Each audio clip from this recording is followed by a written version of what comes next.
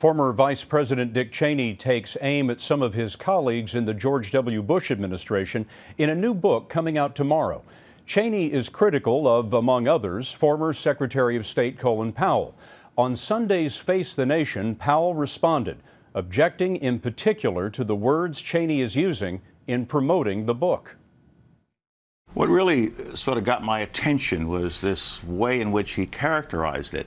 It's going to cause heads to explode. That's quite a visual.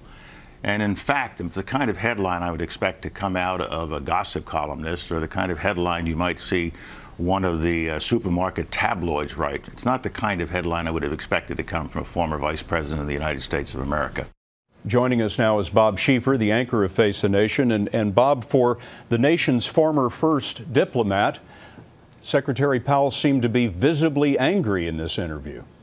You know, Scott, I mean, he had steam coming out of his ears. He was really upset by these things, and he wanted to get his side of it in. I mean, just listen to this. Mr. Cheney has had a long and distinguished career, and I hope in his book that's what he will focus on, not these cheap shots that he's taking at me and other members of the administration who served to the best of our ability for President Bush. So I think it's a bit too far. I think Dick overshot the runway with that kind of comment, and if that's how he plans to sell his book. It was just amazing to watch this unfold, Scott. It was almost as if he were saying, look, the vice president, the former vice president's free to say whatever he wants to say, but he should not get the idea that I'm going to just sit here and take it. Bob, I wonder, what does this tell us about the Bush administration that we didn't know before?